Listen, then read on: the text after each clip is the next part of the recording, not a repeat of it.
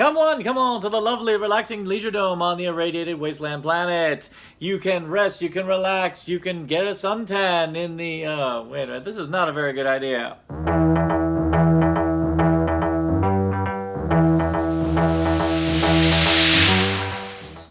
Orphan 55, the second contribution to Doctor Who from writer Ed Heim, who previously wrote It Takes You Away. I know a lot of people will be wondering if he redeemed himself for that effort. I was okay with It Takes You Away. I mean, the frog was weird, but I actually kind of liked a lot of the ideas thrown in. This one, on the other hand, I think it's safe to say he may need to just hang up his pen when it comes to Doctor Who. There are a lot of problems with this one. It seemed like with It Takes You Away, people were accusing him of not throwing in enough to explain everything that was going on. This one feels like he threw way too much in, and I feel like he overcompensated a bit. As most of you can probably guess, I am actually very giving when it comes to Doctor Who. I tend to be very patient, be very benevolent. I try to see the best in things. Orphan 55 has a lot of great things going for it on a technical side, I won't lie. The one thing that I keep praising about this run of the series under Chibnall, the scale is still amazing. I'll still say the visuals are great. The lighting is actually top-notch in this one, and actually there's some really cool, very eerie shots, a lot of them that were even used in the advertisements for this season, and I was like going, ooh, that looks actually really great. And another thing that I have to praise about this episode is the creature design on the dregs is proper creepy. I mean, this is the kind of creature design that you saw in all those many knockoffs of Alien that came out afterwards. Stuff like in Forbidden World, like that are just absolutely horrific to look at, that just seem to want to try to push the envelope after Alien came out. And it's a really great design, and even though this is the kind of creature you'd see in something like Torchwood, this still felt fitting in Doctor Who. And I applaud that the show wants to try to take it down a more mature route, which does make a lot of sense. I mean, this is the 12th season. A lot of kids who grew up in the show when it came out and when it came back in 2005 have now grown up and become more mature. So they kind of, and we did have a lot of fun with Spyfall. So it is good to to shake it up and have an episode that is a lot darker and a lot more mature. I think the major failing of this particular episode is that there are so many elements thrown into this. A lot of stuff that either is overcompensating for fear that they may have too thin of a plot, or maybe because they thought that everything they throw in would give it some sufficient emotional resonance. I can't really say that I had any kind of feels on this episode, and that's kind of a shame because I saw the intentions of what they were going with. And I will definitely say that the resolution of this episode I was very impressed with, because most times with Doctor Who, things get fixed and you always get the sense of optimism that things might work out for the better. But I actually did kind of like how it ended on this very haunting, foreboding note. The idea that we have just seen one of the many potential consequences of what would happen if we screwed shit up. And it was actually kind of sobering, the fact that the episode very bravely took us down this route. Now, unfortunately, the route it takes to get us there is very scattershot, and a lot of times I was like, whoa, back it up, back here. Why are we focusing on this? Okay, whoa. Where is this leading to? Do we have time for this? And a lot of times the episode felt like it got bogged down by some really odd character decisions and some very odd character moments. One side plot revolves around a girl named Bella, who Ryan kind of fancies when he first sees her, and they do try to cultivate that romance, which unfortunately is something that you kind of get the vibe is ill-fated, because unless you're setting up that this person's going to be a companion, yeah, there's not much going to become of it. So I was kind of like going, do we really need to dwell on this? We find out that Bella's here to sabotage this Pleasure Dome because it's being run by her absentee mother. And that'd be fine for a motivation, except there's a lot of question marks going on here.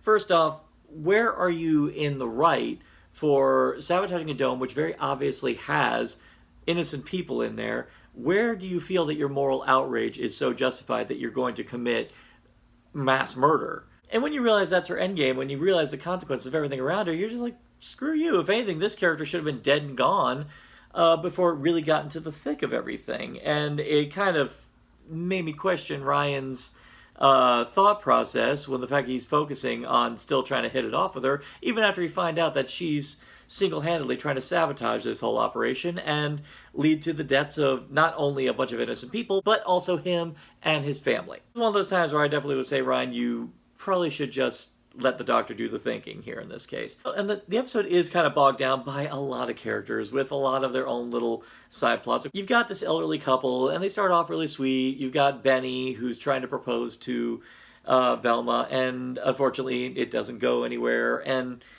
again, because they spend so much time with a plot thread that really goes nowhere except for an inevitable self-sacrifice moment, which, again, because the plot is so scattershot and our attentions are being pulled in so many different directions, you don't get the oomph that you should. Honestly, this is one of those times where I feel like they could have benefited from scaling back a lot of things. Because it leads to the conclusion it does, and it is an effective conclusion, and it is a ballsy conclusion for Doctor Who, a lot of the stuff that leads to it doesn't really justify it. And I think that's the major hitch of this episode. And I feel really bad because on a production level, it's a great episode. The creatures look great. I will say the core group all actually contribute something into the mix. Jodie is really on fire in this episode. I'm really loving a lot of the levels she's going through. I even like seeing some moments where she's actually kind of on the verge of death, and I really liked how she actually has to think on her feet in order to survive. I really liked everything that she was doing in the episode. They seem to have really taken the notes about seeing about the companions really contributing something to the story, and you did get to see Yaz really kind of take charge in a lot of scenes. I really liked how Yaz was actually kind of taking the piss out of Ryan and his poonhoundery, and it was fun seeing Graham like going, I just wanted to have a nice day out, and all of a sudden, oh no, being chased by monsters again. But it was good seeing that even with that disappointment, he still was taking charge. Like, let's get going, let's get the job done. And it was good seeing him contribute towards their inevitable escape with this father and son duo. And again, the father and son duo have a good dynamic. I do like the whole essence of the kid being smarter than him, but of course the dad doesn't like that because, I don't like the idea that my kid is smarter than me. He shouldn't be smarter than me. But he is, and I like that they do resolve that in a nice little way that does pay off big for all the characters concerned. But again, if they had scaled back certain superfluous elements, I feel like they could have given room for that emotional arc to breathe. But because they have so many other things in the pot, the episode does kind of suffer for it. And because there's so many of these, character subplots that are thrown in, it also, I feel, kills a lot of logistics when it comes to the world as a whole. The idea of an orphan planet, basically an uninhabitable planet, that was destroyed for one reason or another, logically from nuclear war or ecological downfall. The idea of an orphan planet is actually a really cool name for a planet such as that. I mean, one could even classify Skaro to be something of an orphan planet, especially in the early times when the first Doctor first showed up on there. The idea of classifying a derelict planet like that is actually really cool, but it's just weird to me that someone would think that a smart idea would be to set up a pleasure dome on a planet like that. Where in your brain says that that's a smart idea and that there won't be any sort of... This is a Jurassic Park scenario, except significantly less well thought out. It just seemed a touch weird to me. I mean, I get that, the person who's principally responsible for this wanted the idea of building a pleasure dome so that way she can fund more terraforming to make the planet more habitable. On paper, a good idea, but why would you put the pleasure dome on the hostile alien planet? That's just kind of dumb. And these are things which I wish Chibnall would take into consideration. His job as a script editor is to edit scripts, but I feel because of his lack of discipline when it comes to storytelling, I feel like he just doesn't have that chop when it comes to chopping out of stuff that needs to be cut. And again, these are my problems. These have always been my problems with Chibnall. And I'm sorry I keep taking these problems back to Chibnall, but he's the showrunner. And as a showrunner, you do have to take responsibility for the output of everyone you bring on board. And this is one of those ones I really think needed to go through the ringer at least maybe 5 or 6 times before it was worthy of production. This is a story that maybe could have been great one season later, but it's here, it's a mess. It is entertaining, and there's a lot of really great aspects that definitely show off how far the show has come on a technical level. But in the grand scheme, Orphan 55 is definitely another one of the more forgettable fare in the history of Doctor Who. I might even say it's kind of on the same level as Daleks in Manhattan, which I still widely consider to be one of the worst episodes, not just of the new series, but Doctor Who on the whole.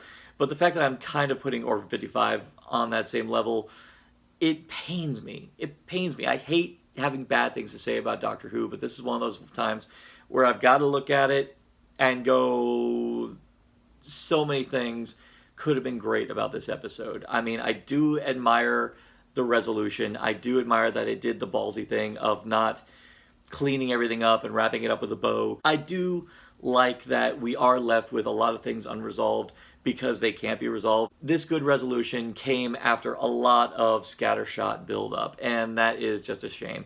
So, in the end, Ed Heim, sorry. As far as I'm concerned, I'm giving you notice. Never write for Doctor Who again.